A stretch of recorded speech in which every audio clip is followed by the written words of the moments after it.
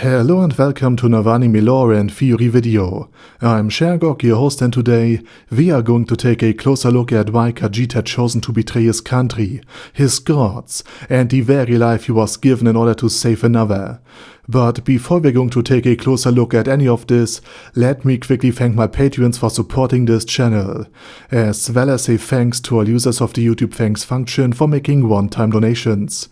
And with that said, let's get to the topic at hand. And what exactly has gone wrong in a person's life for them to abandon all morality, decency and compassion for others? Well, quite a lot. Beyond the pursuit of wealth, power and fame, motives like revenge that can drive someone to their limits and far beyond. But there are also other reasons for why people would do very, very despicable things.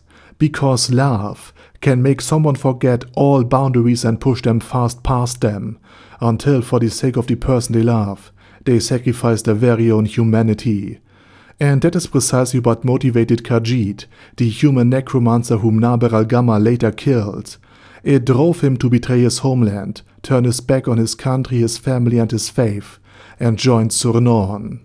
His own love, his love for his mother, whom he wanted to bring back from the dead, no matter the cost, even if it meant giving up his own humanity was the reason why Kajit became a necromancer. And again, Kajit had chosen to become an elder lich, not to gain eternal life for its own sake, or because he feared death. On the contrary, even when Naber al-Gamma revealed her true power and inflicted a serious wound upon him, he did not flee, but fought to the bitter end, despite being in a hopeless position. No, Kajit needed the entirety of eternity that only undead could offer for his own research. Because as a child he played outside and returned home much later than his mother had told him to, only to find her lifeless on the floor. Kajit ran to a priest, hoping he could heal her, make her well again. But the priest could only confirm her death, and his magic had revealed that she had suffered a stroke, and that Kajit could have done nothing to prevent this. But yet he wasn't there, so he blamed himself terribly for all of this and decided to become a priest, to learn the resurrection spell and bring his mother back. And the thought of seeing her again carried him to his studies, and even as a very young man, he mastered powerful magic already, magic that only 1 in 10,000 could ever hope to wield. But the closer Kajit had gotten to his goal, the resurrection spell, the more he realized the impossibility of his plan. He became painfully aware that the resurrection had to be performed shortly after death, while the body was still intact and whole and had not yet decayed.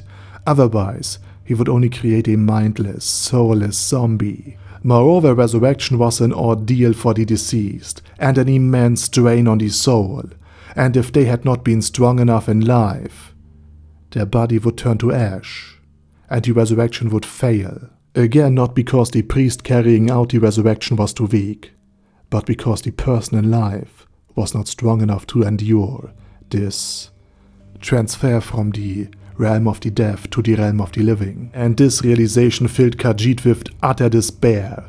As a priest and citizen of the theocracy, he was supposed to be a man of God, a believer who with divine magic could outwit death and bring back the mother whose death he blamed himself for.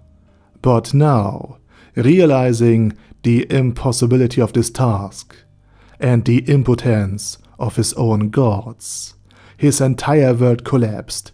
Even the magic of his gods was not powerful enough to return his mother to the living after studying it for more than a decade. So he cursed the gods and abandoned the teachings of the theocracy and of the living.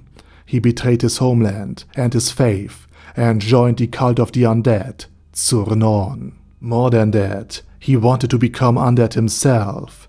With the eternity that undead promised, he believed he could one day develop a spell powerful enough to bring back his mother's soul, no matter the cost. And for this goal, he was willing to sacrifice not only his own humanity, but also the lives of the citizens of the fortress city of Irantel in a grand, magic, undead ritual, a spiral of death that should transform him into an Elder Lich.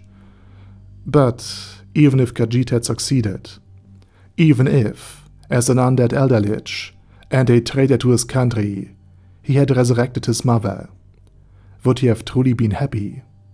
His mother, a devout citizen of the theocracy of Slain, and a faithful follower of the gods, would have surely been horrified at what her son had become, and what he had done just to bring her back. Moreover, becoming an undead also changes one's very own soul and mind, and not just the body. And if Kajit had become undead, he might have, like so many other undead, developed a deep, deep hatred and disgust for all living beings. So he might have actually abandoned his plan to grant his mother a second life altogether, in favor of spreading death all around the world. And so in the end, Kajit would not only have lost his mother, but his mother would finally have lost her son as well. All in this empty pursuit.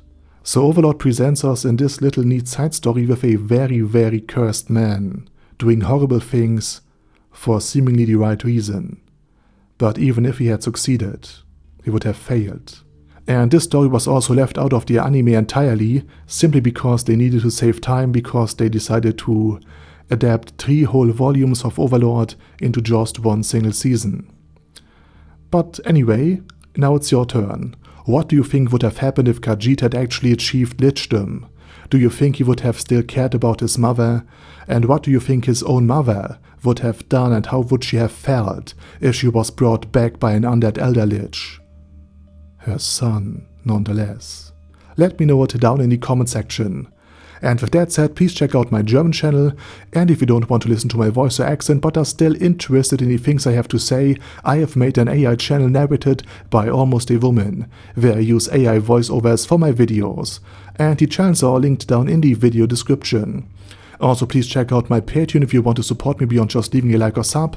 And with that said, I say thank you very much for watching, thanks to my Patreons for supporting this channel, and as usual, I say my special thanks to Ada Daddy Ada, ASK, Bad Guy Ye, Bad Burrito 316, Beezer, Ben C, Brandon S, Brandon D, Chrissy, Crowley 0221, Sia, Crystal Prime, Dead Slime, Death is Mercy, Deathless Dragonlord, Demon Xenomorph 1987, Devin Downen, Ding Dong, Din Pep, Dragonlord Placido Saxophone, Duckwagon, Dunkler Krieger, Dystopia, Dystopia II, Enigmatic Unicorn, Feral Shivan, Guy with That Head, Hector Marino,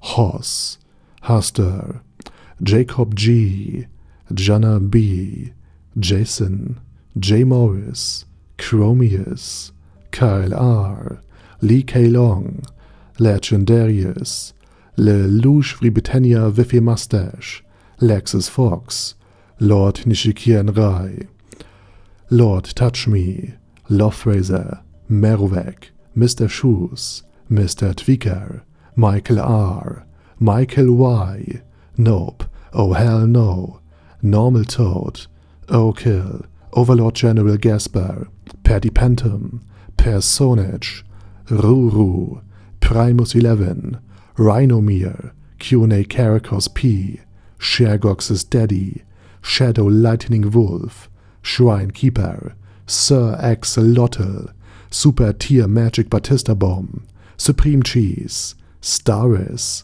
Ted, Texas Deer, The Orc Warboss, Rocket Smasher, T.E. Wang, Vash Hawkeye, Vegito27, Venture Fanatic, Wilhelm, Xenokai, and Sonagon. Thanks guys.